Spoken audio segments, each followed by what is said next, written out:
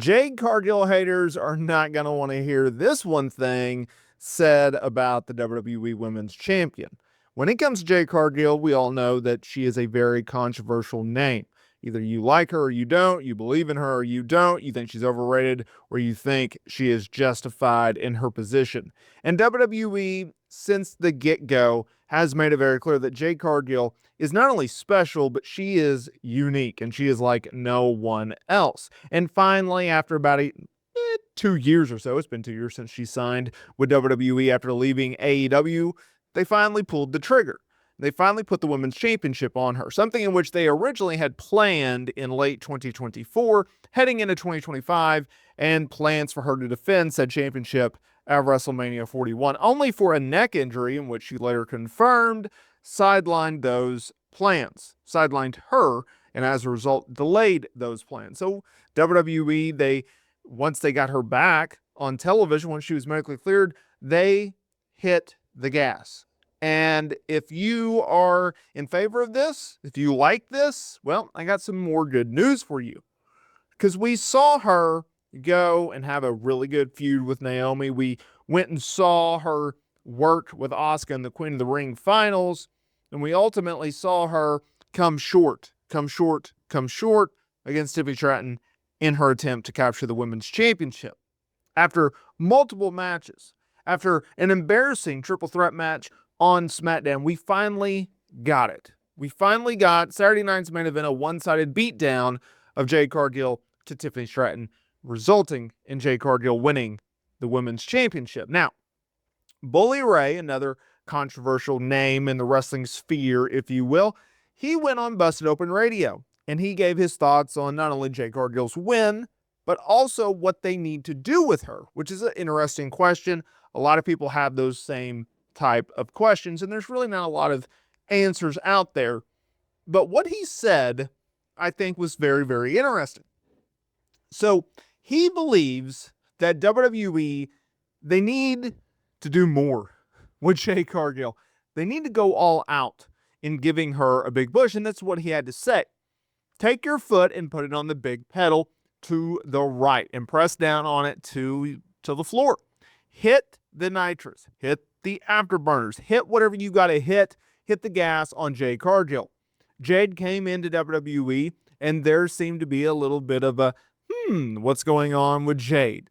How is she going to acclimate to WWE? How will she do in her matches? There were times where we felt we got more out of Jade in AEW than we were getting in WWE. That's what he said. Now, he feels that Jade Cargill's situation is similar to another superstar who left AEW for WWE, and that's Blake Monroe.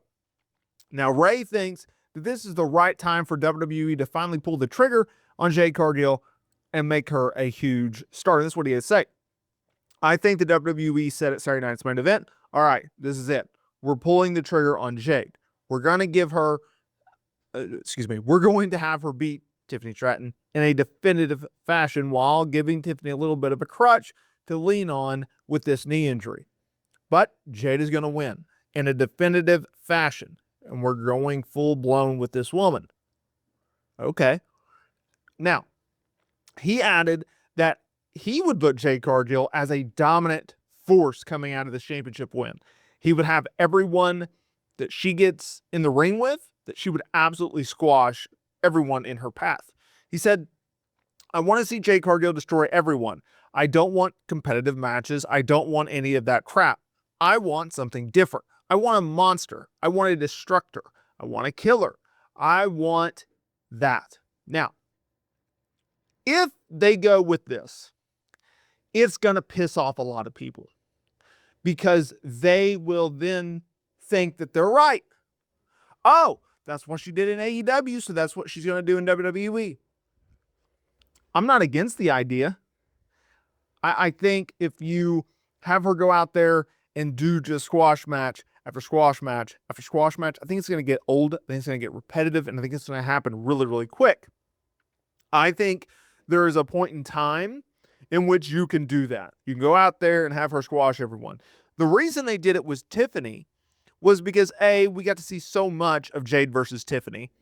B, they were short on time. C, they were trying to make a statement of, hey, Jade Cargill, she has finally put all the pieces together, because you got to keep in mind she's coming off of this heel turn, right?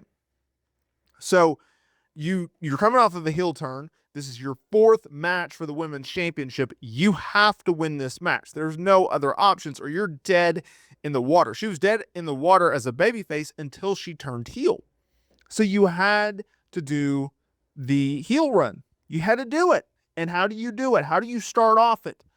Well, you do an angle on SmackDown where Jade is absolutely vicious and ferocious and aggressive. It's a side of Jade we have not seen in WWE, right? Well, you can't have her go out there and have a 10, 15, 20-minute Broadway. A, she can't deliver on that. She's still green as goose. And B, you don't need that for the story that you're trying to tell. You know, WWE, they pride themselves on, well, we tell stories. Well, there's a lot of times where they don't tell very good stories. But in this case, it was a simple slam dunk, layup type of situation. Go in there. You already gave Tiffany a way out with the knee injury. So we're going to put the title on Jade. We're already turning her heel. We're putting the championship on her. We're getting to the spot.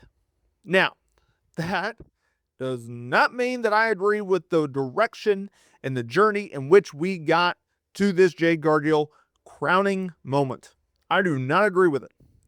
I think it was really, really unnecessary. I think they should have pulled the trigger on SummerSlam and then gone from there. Return her heading into SummerSlam.